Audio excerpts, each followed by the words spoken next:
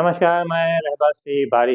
आज के इस बुलेटिन में बात होगी दिल्ली में चल रहे हाई हाई प्रोफाइल ड्रामे की। झारखंड में सरकार बचाने को लेकर हेमंत सोरेन द्वारा उठाए गए बड़े कदम की। मध्य प्रदेश में पूर्व सीएम शिवराज सिंह चौहान द्वारा उठाए गए बड़े कदम की। इसके अलावा अंत में बात होगी नए परिवहन नियम को लेकर प्रियंका गांधी के बड़े वार की। शुरुआत करते हैं आज की सबसे बड़ी खबर की। आज सुबह से ही सभी की निगाहें दिल्ली के उस स्थान पर लगी है जहां पर मुख्यमंत्री आवास है, जहां पे अरविंद केजरीवाल उस आवास में रह रहे हैं। सुबह से ही अरविंद केजरीवाल के आवास के बाहर चारों तरफ बैरिकेडिंग कर दी गई, बड़ी संख्या में पुलिस बल की तैनाती भी कर दी गई। इसके अलावा सारे रास्तों को, मुख्यमंत्री आवास की तरफ जाने वाले सारे रास्तों को बंद कर दिया गया।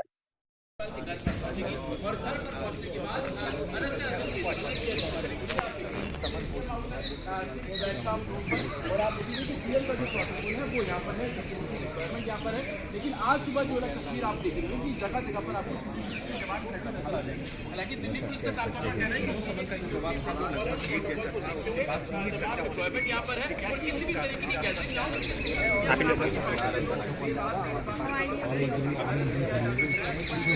सुबह के वक्त जो सुरक्षा व्यवस्था यहाँ पर थी उसी को लेकर जैसे ही कल देर शाम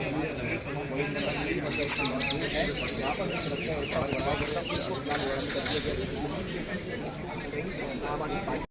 कारण ये था कि एक दिन पहले रात से ही आम आदमी पार्टी के जो अन्य नेता हैं, खासतौर से उस पर देखा जाए सत्येंद्र जैन हैं, इसके अलावा अन्य आतिशी हैं, इन लोगों ने लगातार ट्वीट करना शुरू कर दिया था कि आज यानी बृहस्पतिवार यानी 4 जनवरी को अरविंद केजरीवाल की गिरफ्तारी ईडी कर सकती है। अर्थात ईडी जो है वो अरविंद केजरीवाल के आवास पर रेड डाल सकती है। इसको लेकर सुबह से ही हंगामा बरपा था दिल्ली में और चारों तरफ से बैरिकेडिंग कर दी गई। हालांकि कुछ देर के बाद ही उस रास्ते को खोल दिया गया जिस रास्ते से होकर प्रेसकर्मी अर्थात रिपोर्टर मुख्यमंत्री आवास की तरफ जाते हैं।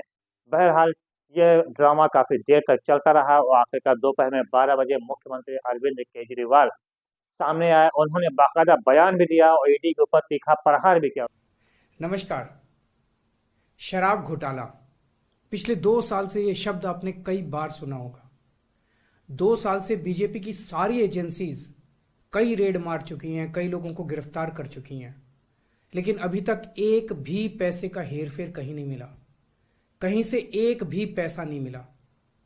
अगर भ्रष्टाचार वाकई हुआ है तो इतने करोड़ों रुपए गए कहां?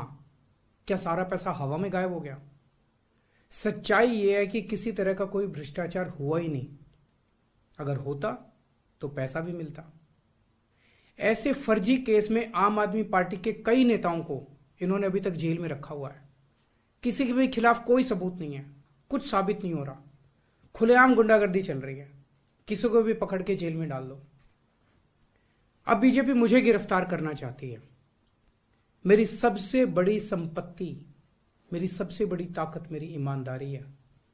झूठे आरोप लगा के, फर्जी समन भेज के ये मुझे बदनाम करना चाहते हैं, मेरी ईमानदारी पे चोट करना चाहते हैं। इन्होंने मुझे समन भेजे हैं। मेरे वकीलों ने मुझे बताया कि ये समन गैर कानूनी है। क्यों गैर कानूनी है ये मैंने इनको विस्तार से लिख के भेजा है। मैंने बताया है कि उनके समन कैसे गैर कानूनी है, लेकिन उन्होंने मेरी एक भी बात का जवाब नहीं दिया। इसका मतलब उनके पास मेरी बातों का जवाब नहीं है। इसका मतलब वे भी मानते हैं कि उनका नोटिस गैर कानूनी है। क्या मुझे एक गैर कानूनी समन का पालन करना चाहिए? अगर कानूनी रूप से सही समन आएगा तो मैं पूरा सहयोग करूंगा। बीजेपी का मकसद जांच करना तो है ही नहीं। इनका मकसद तो लोकसभा चुनाव में मुझे प्रचार करने से रोकना है। ठीक लोकसभा चुनाव के पहले इन्होंने मुझे समन भेजा है। क्यों? इस जांच को चलते 2 साल हो गए। अभी ठीक लोकसभा चुनाव के पहले मुझे क्यों बुलाया जा रहा है? पहले क्यों नहीं बुलाया? सीबीआई ने मेरे को 8 महीने पहले बुलाया था। मैं सीबीआई में गया था, उनके सारे जवाब भी दिए थे। लेकिन अब ये लोग ठीक लोकसभा चुनाव के 2 महीने पहले मुझे बुला रहे हैं। तो बीजेपी का मकसद कोई पूछताछ करना थोड़ी है। इनका मकसद है पूछताछ के बहाने केजरीवाल को बुला लो और उसे गिरफ्तार कर लो ताकि मैं लोकसभा चुनाव में प्रचार ना कर पाऊं। आज बीजेपी भ्रष्टाचारियों को नहीं पकड़ रही, बल्कि खुलेआम ईडी और सीबीआई का इस्तेमाल करके दूसरी पार्टियों के नेताओं को तोड़ के बीजेपी में शामिल करवाने का काम किया जा रहा है। एक नहीं, 2 नहीं, कितने उदाहरण हैं। जहां किसी पार्टी के नेता के खिलाफ ईडीआई सीबीआई के मामले चल रहे थे या उन पे गंभीर आरोप लगे हुए थे, जैसे ही वो नेता बीजेपी में शामिल हुए उनके सारे पुराने मामले बंद कर दिए गए या ठंडे बस्ते में डाल दिए गए। तो जो इनकी पार्टी ज्वाइन कर लेता है उसके सारे मामले रफा दफा कर दिए जाते हैं। जो इनकी पार्टी में नहीं जाता वो जेल जाता है। आज मनीष सिसोदिया, संजय सिंह और विजय नायर इसलिए जेल में नहीं है कि उन्होंने भ्रष्टाचार किया है, वो इसलिए जेल में है क्योंकि उन्होंने बीजेपी में शामिल होने से इंकार कर दिया है। आज हम बीजेपी का मुकाबला क्यों कर पा रहे हैं? क्योंकि हमने कोई भ्रष्टाचार नहीं किया। अगर हमने जरा सा भी गलत काम किया होता तो दूसरे भ्रष्टाचारी नेताओं की तरह आज भी हम बीजेपी में शामिल हो चुके आज तो होते आज तक। इस तरह देश के ईमानदार नेताओं को जेल में डाल के और भ्रष्टाचारियों को अपनी पार्टी में शामिल करवा के ऐसे तो देश आगे नहीं बढ़ सकता। ये क्या चल रहा है? ये जो कुछ भी चल रहा है बहुत खतरनाक है। ये हमारे जनतंत्र के लिए बहुत गलत है। इसे रोकना होगा। मैं हमेशा देश के लिए लड़ा हूं। मेरा तन मन धन देश के लिए है। मेरी एक एक सांस देश के लिए है। मेरी खून की एक एक बूंद देश के लिए है। मेरे शरीर का एक एक कतरा देश के लिए समर्पित है। हमें मिलकर देश को बचाना है। मैं पूरी जी जान से इनके खिलाफ लड़ रहा हूं। आपका साथ चाहिए।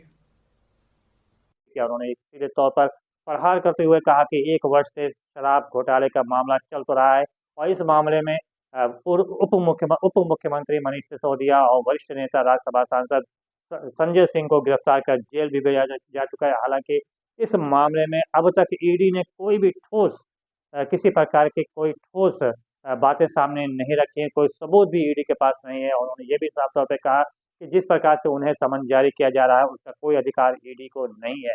अर्थात उन्होंने अपने सफाई के बजाय सीधे ईडी के ऊपर तीखा प्रहार किया। इन सारे आरोप प्रत्यारोप के बीच में अचानक ईडी ने सोशल मीडिया एक्स के ऊपर ट्वीट भी किया और उसे सीधे तौर पर लिखा कि आज यानी कि बृहस्पतिवार को ईडी जो है वो रेड डालने नहीं जा रही, अर्थात अरविंद केजरीवाल की गिरफ्तारी करने नहीं जा रही है। इसका मतलब ये साफ हुआ कि आज मतलब सिर्फ आज के लिए ईडी ने राहत दिया है। आगे किसी कभी भी ईडी जो है वो छापेमारी अर्थात रेड डाल सकती है मुख्यमंत्री आवास पर और अरविंद केजरीवाल की कभी भी गिरफ्तारी सुनिश्चित की जा सकती है। इसे लेकर विपक्षी दल अर्थात इंडिया गठबंधन काफी तीखे प्रहार उसने भारतीय जनता पार्टी पर शुरू कर दिया और कहा जा रहा है कि ईडी लगातार आम आदमी पार्टी को नेस्तनाबूद कर देना चाहती है क्योंकि उसके 3 बड़े नेता जिसमें उप मुख्यमंत्री मनीष सिसोदिया हैं, राज्यसभा सांसद संजय सिंह हैं, इसके अलावा सौरभ भारद्वाज जो कि इस वक्त तीनों जेल में हैं और अब अरविंद केजरीवाल को जेल भेजने की तैयारी चल रही है। इसे लेकर तीखा प्रहार किया जा रहा है। ईडी के ऊपर भी किया जा रहा है और केंद्र सरकार के ऊपर भी किया जा रहा है। बहरहाल एक तरफ जहां पर केंद्र से जो सत्तारूढ़ दल के नेता हैं वो इसे हाई प्रोफाइल ड्रामा बता रहे हैं, तो दूसरी तरफ आम आदमी पार्टी इसे लेकर पूरी तरह से आक्रोशित है और लगातार ईडी और केंद्र सरकार पर आरोप प्रत्यारोप लगाया जा रहा है कि कभी भी अरविंद केजरीवाल की गिरफ्तारी सुनिश्चित हो सकती है और अरविंद केजरीवाल इसे लेकर खुद भी बयान जारी कर रहे हैं कि उनकी गिरफ्तारी कभी भी ईडी के द्वारा की जा सकती है। हालांकि पूरे मामले को उन्होंने सिरे से खारिज कर दिया कि शराब घोटाले में किसी प्रकार कोई घोटाला नहीं हुआ है और इतनी बड़ी अगर रकम आई भी तो रकम गई कहाँ, इस बारे में ईडी के बारे में पास कोई नॉलेज नहीं है, कोई जानकारी नहीं है। फिलहाल सभी की निगाहें लगी हुई हैं ईडी के ऊपर, मुख्यमंत्री आवास के ऊपर, जहां पे बड़ी संख्या में पुलिस बल तैनात कर दिया गया, संख्या बढ़ा दी गई है, सुरक्षा बढ़ा दी गई है और देखना ये हो कि आखिर ईडी कब रेड डालती हो, कब अरविंद केजरीवाल की गिरफ्तारी क्या सुनिश्चित होगी भी या नहीं, क्या होगा ये आने वाला समय ही बताएगा। फिलहाल सभी की निगाहें वहां पर जमी हुई हैं। निगाहें तो इस वक्त झारखंड पे भी लगी हुई हैं क्योंकि एक दिन पहले झारखंड में विधायक दल के नेताओं का बैठक हुई हेमंत सोरेन के आवास पर, जहां पर जो अटकलें लगाई जा रही थी कि हेमंत सोरेन जो हैं वो इस्तीफा दे सकते हैं और अपनी पत्नी कल्पना को मुख्यमंत्री बना सकते हैं। हालांकि बैठक के दौरान बाद में निर्णय लिया गया कि हेमंत सोरेन इस्तीफा देने नहीं जा रहे हैं, अर्थात सीधे तौर पर वो ईडी को दावत दे रहे हैं कि अगर गिरफ्तारी करना चाहते हो तो आप यहाँ से गिरफ्तारी करो, लेकिन वो इस्तीफा देने नहीं जा रहे हैं। बहरहाल दोनों मुख्यमंत्रियों के ऊपर गिरफ्तारी की तलवार लटकी हुई है और इसे लेकर राजनीतिक हलचल भी तेज हो गई है। आरोप प्रत्यारोपों का दौर भी निकल चला है। हालांकि इन सबके बीच केंद्र सरकार पूरी तरह से चुप्पी साधे हुए हैं और ईडी भी इसे लेकर कोई खास दावे वादे भी नहीं करे। हालांकि हेमंत सोरेन को 7 बार समन जारी किया जा चुका है, जबकि अरविंद केजरीवाल को 3 बार जारी किया जा चुका है। ना तो अरविंद केजरीवाल अभी तक वहाँ पर कार्यालय पहुंचे हैं और ना ही हेमंत सोरेन। बहरहाल ये तो देखने वाला समय होगा, आने वाला समय बताएगा कि इन दोनों के को लेकर आखिर कौन-सा कदम ईडी उठाने जा रहा है। फिलहाल सबकी निगाहें इस बार मध्य प्रदेश पे भी है, जहाँ पे पूर्व मुख्यमंत्री शिवराज सिंह चौहान ने लगातार केंद्र सरकार को अर्थात हाई कमान को चिंता में डाल रखा है। एक दिन पहले शिवराज सिंह चौहान ने बाकायदा ट्वीट भी किया था और उन्होंने कहा था कि वनवास के बाद राज्य भगवान राम का भी हुआ था। ऐसा कह कर उन्होंने एक उम्मीद भी जताई और साथ ही साथ कि हाई कमान पर भी सीधा प्रहार किया कि आज नहीं तो कल उनके हाथ में फिर से राज्य की कमान उनके हाथ में आने वाली है। और इसी के साथ उन्होंने एक बड़ा खेल खेल दिया और उन्होंने अपने आवास के बाहर लिखवा दिया मामा का घर भाई का घर। और उन्होंने बाकायदा जन सुनवाई के लिए अपने घर आवास के दरवाज़ों को खोल दिया।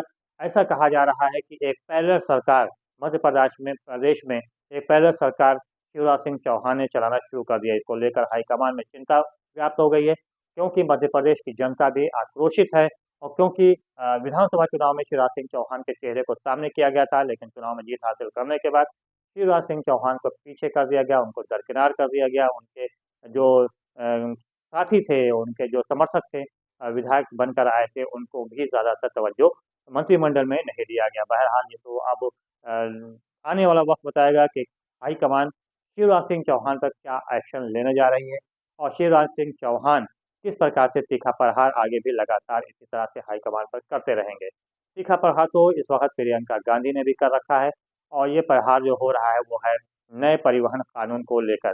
जैसा कि आपको मालूम ही है कि नए परिवहन कानून को लेकर चालकों ने सिर्फ 2 दिन की हड़ताल कर दी, जिसकी वजह से पूरे देश की अर्थव्यवस्था डामाडोल हो गई थी।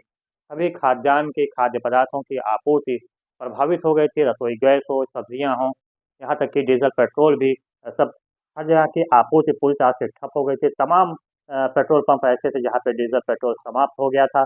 गाड़ियाँ जहाँ-तहाँ सब खड़ी हो गई थी, सब्जियों के दाम आसमान पर चढ़ गए थे।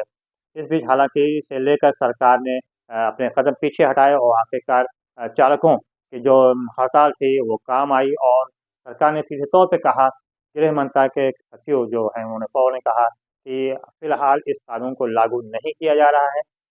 इसके बाद जो है वो चालक अपने कार पर वापस लौट आया। अब इसे लेकर प्रियंका गांधी ने तीखा प्रहार कर दिया है और कहा कि इस प्रकार का कानून लागू करके चालकों को एक प्रकार से मौत की सज़ा दी जा रही है, क्योंकि अगर चालकों के पास इतना रुपए होते कि वो जुर्माना इतनी भारी राशि जमा करते तो फिर वो चालक ही क्यों होते। चालकों ने भी इसी तरह का बयान कुछ जारी किया है। बहरहाल प्रियंका गांधी ने तीखा प्रहार करते हुए कहा कि लगातार लोकतंत्र को कमज़ोर किया जा रहा है, लोकतंत्र के साथ खिलवाड़ किया जा रहा है और पूरी तरह से तानाशाही की जा रही है। फिलहाल देखने वाला ये होगा कि आने वाले समय में अभी और क्या-क्या लोकसभा चुनाव से पहले और क्या-क्या अभी कुछ चलते हैं। जैसे तरह से कहा भी जा रहा है कि जल्द ही केंद्र सरकार 26 जनवरी से पहले सीएए कानून लाने की तैयारी में है। ये सीएए कानून वही है जिसे लेके बीते वर्षों में काफ़ी हंगामा मच चुका है। और फिर ऐसा अनुमान लगाया जा रहा है कि केंद्र सरकार 26 जनवरी से पहले सीएए कानून को लाना चाहती है, तो लागू करना चाहती है, इसके विधेयक को लागू करना चाहती है। अगर सीएए कानून लागू रहता है कि इसका कितना असर लोकसभा चुनाव पर पड़ेगा और भारतीय जनता पार्टी इसको कितना भुना सकेगी, ये भी आने वाला वक़्त ही बताएगा। फिलहाल बस तिवारी को दीजिए इजाज़त। बहुत-बहुत धन्यवाद। जय हिंद, जय भारत। Yeah.